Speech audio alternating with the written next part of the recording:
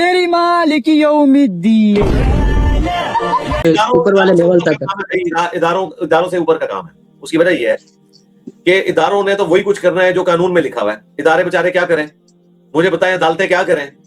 ایک بندہ اگر قرآن کا مذاق اڑا رہا ہے, قرآن کے ساتھ گالی جوڑ رہا ہے, تو جج کے سامنے جب کیس جائے گا وہ تو یہ کہے گا کہ یہ نان کمپاؤنڈیبل جرم ہے. یہ نان کمپاؤنڈیبل جرم وہ ہوتا ہے جس میں آپ صلح صفائی نہیں کر سکتے, سزا ملنی ہی ملنی ہے. پاکستان میں جو توہین مذہب کی دفعات ہیں یہ نان کمپاؤنڈیبل ہے.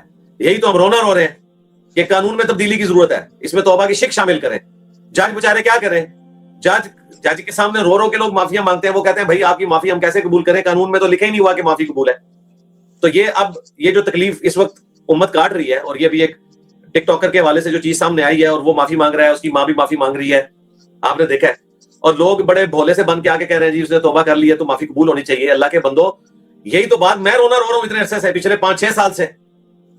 یہی تو میں مرض بتانا چاہ رہا ہوں کہ یہ گستاخانہ جو قوانین ہیں ان میں توبہ کی شک شامل کی جائے. آپ کی منت مارنے سے ججوں نے نہیں ماننا. جج بیچارے کیا کریں؟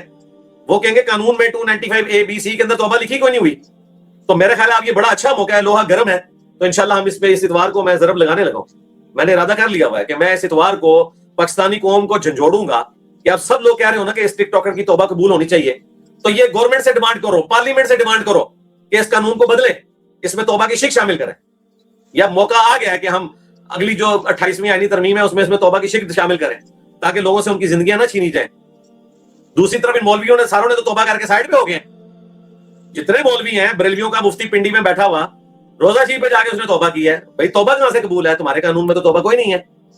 توبہ تو میرے نزدیک ہے, قرآن و سنت کے نزدیک. ان کے نزدیک جو ان کا فرقہ ہے نا اس میں بھی توبہ کوئی نہیں ہے, اور پاکستان کے قانون میں بھی توبہ کوئی نہیں. تو یہ ٹھکتا ہے 10 سال کے لیے پنڈی کا مفتی بریلویوں کا. اسی طریقے سے لاہور کا وہ ڈاکٹر مفتی بریلویوں کا, وہ بھی ٹھکتا ہے 10 سال کے لیے. اور جو کراچی کا دیوبندیوں کا مفتی ہے وہ 25 سال کے لیے ٹھکتا ہے.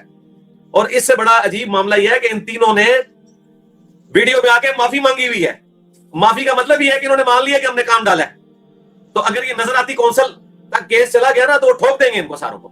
تو میں ان ساروں سے ریکویسٹ کروں گا کہ یہ جو موت کا آپ لوگوں نے ایک پھندا لٹکایا ہوا ہے نا ان توہین مذہب کی دفعات کی شکل میں, اس میں توبہ کی شک شامل کریں. ادروائز وہ دن دور نہیں ہے کہ آپ لوگوں کے گھر تک یہ آگ پہنچی ہے نا, آپ کے بچوں تک بھی یہ پہنچے گی. اور پاکستانی قوم کو اب ہوش کے ناخن لینے چاہیے.